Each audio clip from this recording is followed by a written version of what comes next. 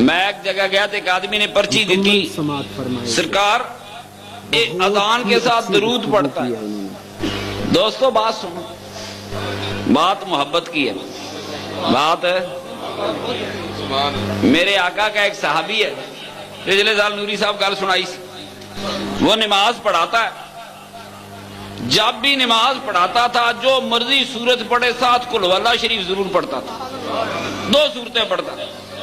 میرے آقا کے آگے شکایت گئی کہ جناب ایک سورت پڑھنی چاہیے، یہ کوئی رکعت ہو یہ قل شریف ضرور پڑھتا ہے، یہ کوئی موقع ہو کوئی نماز پڑھاتا ہے قل شریف، کوئی آیت پڑھے ساتھ قل شریف ضرور پڑھتا، علیحدہ پڑھتا ہے۔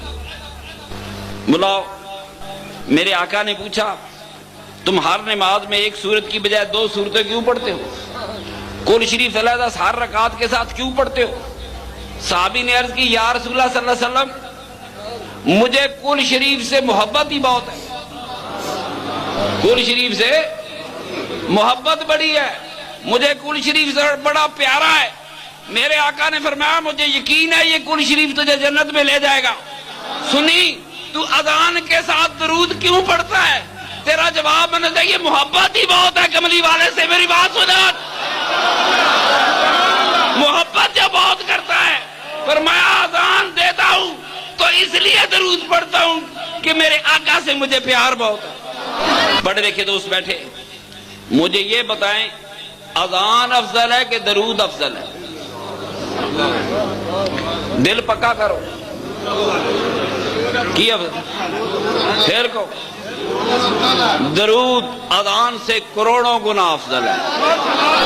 آج پیار کی بات کرتے ہیں، اذان ظاہر مکے میں تو نہیں تھی، 13 سال میرے آقا نے بغیر اذان کے نمازیں پڑھی ہیں، مدینے جا کے بھی اذان نہیں تھی، 23 میں سے 13 برس بغیر اذان کے نماز ہوئی۔ مدینے شریف گئے، وہاں بھی پہلے اذان نہیں ہوتی تھی۔ صحابہ نے مشورہ کیا لوگوں کو نماز کے لیے کیسے بلایا جائے، کسی نے کہا دف بجائی جائے، کسی نے کہا گھنٹی بجائی جائے، کسی نے کہا آواز ماری جائے۔ ابھی یہ تجویز کچھ دن زیر غور رہی، میرا آقا کا ایک صحابی رات کو خواب دیکھتا ہے کہ میں لوگوں کو نماز کی طرف بلا رہا ہوں، توجہ دے رہا ہے کہ میں لوگوں کو نماز کی طرف بلا رہا ہوں۔ صحابی نے خواب دیکھا، اس میں وہ دیکھ رہا تھا کہ میں لوگوں کو نماز کے لیے بلا رہا ہوں، ملتے جلتے الفاظ تھے۔ اس نے میرے آقا سے جا کر عرض کی، آقا نے کہا بلال کو سکھاؤ۔ اذان ایک صحابی کا خواب ہے، آسمان سے تو نہیں آئی، اذان کا حکم بھی اللہ نے نہیں دیا، صحابی کا خواب ہے، صحابہ کا مشورہ ہے۔ اللہ نے قرآن میں حکم نہیں دیا کہ اذان دو تب نماز ہوگی، اذان آسمانوں سے نہیں آئی، ایک صحابی کی خواب ہے۔ سن درود، ان اللہ و ملائکتہ یصلون علی النبی، درود کہاں اذان کہاں؟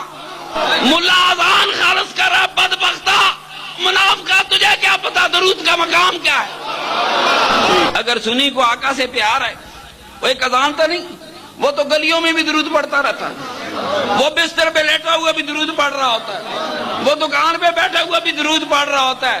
مولوی سے کہاں کہاں تو روکے گا؟ وہ اکثر غلط روایتیں مشہور ہو جاتی ہے کہ عمر فاروق ایمان لائے تو انہوں نے کعبے میں اذان دی، اذان اس وقت تھی نہیں، دینی کتوں سی؟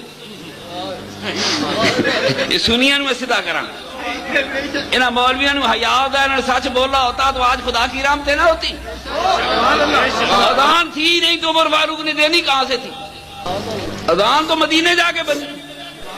وہ جس طرح صحابی ہے نا، یا رسول اللہ مجھے قل شریف اچھا بڑا لگتا ہے، قیامت کو خدا کی بارگاہ میں مومن پیش ہو، ادھر اذان دینے والے تو ہر اذان کے ساتھ درود کیوں پڑھتا تھا؟ ہاتھ بنے گا اللہ کریم مجھے تیرا رسول اچھا بڑا لگتا تھا، مجھے تیرے رسول سے بڑا پیار تھا۔ خدا کی قسم قیامت کی محفل بھی رقص میں آ جائے گی، وجد میں آ جائے گی۔ درود کہاں افضل ہے؟ بہت افضل ہے۔ میرے آقا نے درود پڑھنے کا حکم دیا، اللہ اور اللہ کے رسول کا حکم ہے درود پڑھنا۔ اذان تو ایک صحابی کی خواب ہے، اور میرے آقا نے درود پڑھنا خود سکھایا۔